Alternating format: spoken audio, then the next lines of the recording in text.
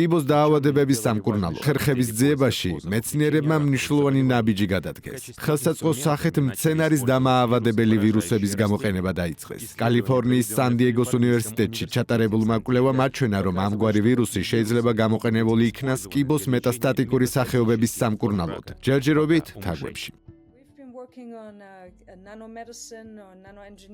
უკვე დიდი ხანია ნანომედიცინისა და ნანოინჟინერიის დარგში ვმუშაობთ. გადავწყვიტეთ კიბოს პრობლემას მივმართოთ. თავდაპირველად მცენარის ვირუსის გამოყენება გვინდოდა მხოლოდ ორგანიზმში მედიკამენტების მიწოდების სისტემის სახით. იდეა მდგომარეობდა იმაში, რომ ნანონაწილაკებმა მედიკამენტი გადაიტანოს უშუალოდ სიმსივნეში.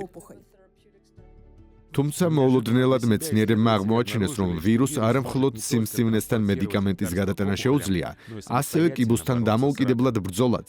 ერთ-ერთმა ამგვარმა ვირუსმა, ძაძას მოზაიკურმა ვირუსმა, თაგვებზე ცდებში აჩვენა კიბოს უჯრედების განადგურებაზე მიმართული მძლავრი იმუნური პასუხის გამოწვევის უნარი, გათვალისწინებით იმისა, რომ ვირუსი მცენარეს აავადებს, ცხოველისთვის სრულად უსაფრთხოა.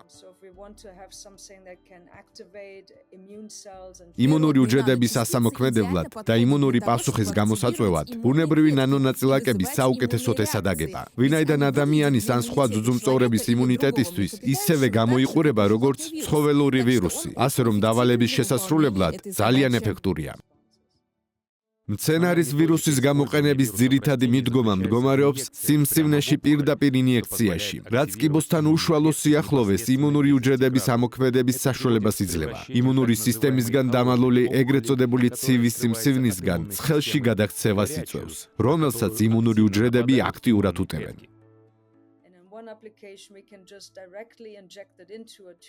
ერთ შემთხვევაში შეგვიძლია პირდაპირ სიმსივნეში შევიყვანოთ. შიდა სიმსივნური იმუნური თერაპიის ჩატარება. შიგნით მცენარის ვირუსს ვანთავსებთ, რომელიც იმუნური სისტემისთვის პათოგენივით, ნამდვილი ვირუსივით გამოიყურება და ამით მის აქტივაციას ვახდენთ.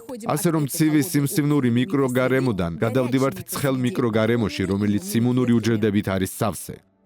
თუმცა მეცნიერები კიდევ უფრო შორს წავიდნენ და გაარკვიეს, რომ მცენარის ვირუსი შეიძლება სისტემური გამოყენების დროსაც ეფექტური იყოს. იმ შემთხვევაში, თუ პაციენტს ინიექციისთვის კვანძები არ გააჩნია, ვირუსის შეყვანა შეიძლება ვენურად, რაც სისტემურ იმუნურ პასუხს იწვევს და მთელ სხეულში მეტასტაზებთან ბრძოლაში ეხმარება. ზუსტად ამგვარი მიდგომისთვის სარძევე ჯირკვლის კიბოს მქონე ძაღლებზე ცდებმა დამაიმედებელი შედეგი აჩვენა. უმეტეს შემთხვევაში მკურნალობა ცხოველის სიცოცხლის მნიშვნელოვნად გახანგრძლივებას იწვევდა.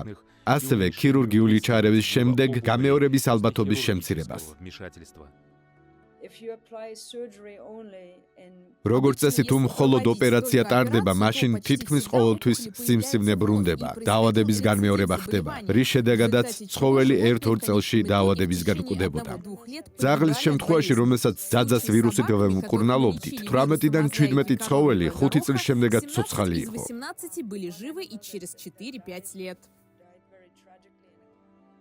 უახლოეს დროში მეცნიერები ლაბორატორიული და ცხოველებზე ცდებიდან ადამიანებზე კლინიკურ კვლევაზე გადასვლას გეგმავენ.